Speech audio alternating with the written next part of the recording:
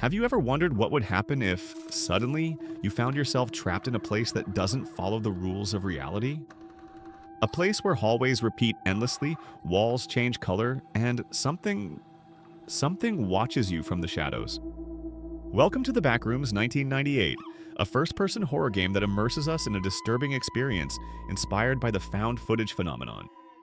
Originally released for PC, this game has now been remade for consoles, including Xbox Series X, Switch, PS5, PS4, and Xbox One. Today, in this video, we'll break down everything you need to know about this title developed by Steel Krill Studios. The world of horror video games, much like cinema, has seen countless attempts to capture the essence of the different types of fear that humans can experience. The Backrooms 1998 ventures into relatively unexplored territory in gaming, opting for the found footage style where a normal day at the skate park with friends turns into a nightmare. Are you ready to step into this labyrinth of horror? Grab your donuts because this is about to begin.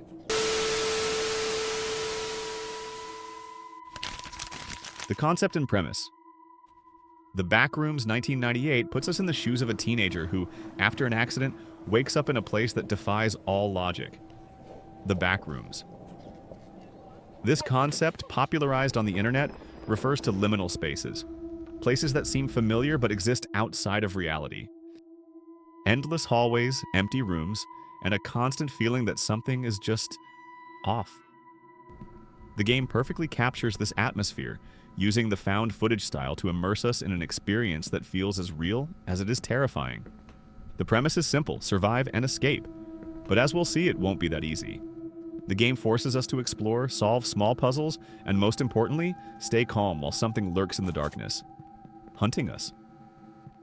With no tutorials to guide us, we learn the mechanics as we go, like using spray paint to mark walls, a crucial tool to avoid getting lost in this hellish labyrinth. In terms of gameplay, the Backrooms 1998 revolves around exploration and, to a lesser extent, puzzle solving. We navigate endless hallways and rooms, searching for the right path or the object that will allow us to progress. The puzzles, such as finding a code, are extremely simple, but the real challenge lies in finding our bearings and figuring out the next step while trying to survive. And we can't take too many risks, as save points are scarce. When it comes to design, the Backrooms 1998 is a masterpiece of controlled chaos and pure liminality. From the very start, the game throws us into a world where the rules of reality just don't apply. You never really know where you are or where you're headed. Hallways loop in unsettling ways, fluorescent lights flicker unpredictably, and rooms seem to shift when you least expect it. You turn around and suddenly the path you just took is different. Walls vanish, doors slam shut on their own, and corridors twist into impossible shapes. Sometimes it's hard to tell if these changes are intentional or just glitches, and that's exactly what makes it brilliant. That constant sense of uncertainty keeps you on edge, never knowing what's real and what's not. Game mechanics.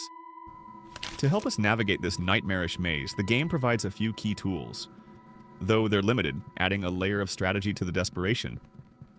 For starters, our footsteps leave temporary marks on the floor, creating a trail that can help us backtrack if we get lost.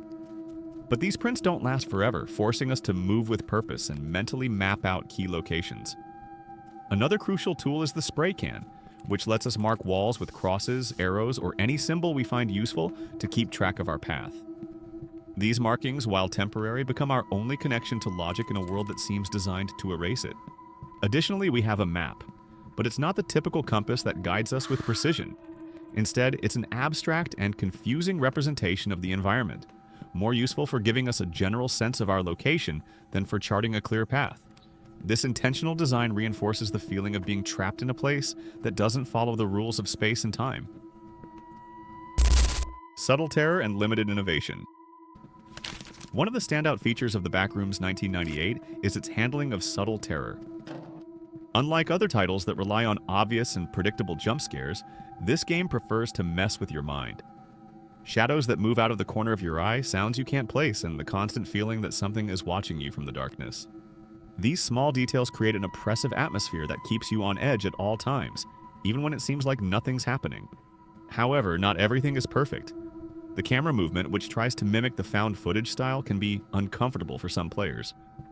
While we understand the intention to create a sense of realism and tension, it would have been ideal to have options to adjust this aspect, especially for those more sensitive to sudden movements. But beyond the technical details, the biggest issue with the Backrooms 1998 is that, in many ways, we've seen it all before. Even the mechanics that could be considered original, like using the microphone to detect noises and alert enemies, are already relatively common in other horror games focused on stealth.